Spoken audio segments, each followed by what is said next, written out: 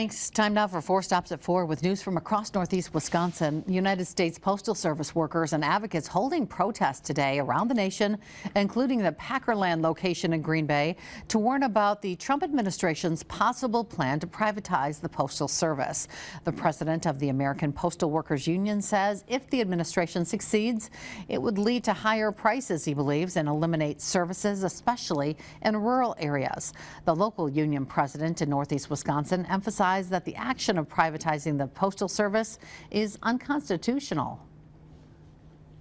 Our U.S. Constitution requires that mail be delivered to every address, so that would realistically get rid of the constitutional right for everyday Americans to have their mail delivery to their house.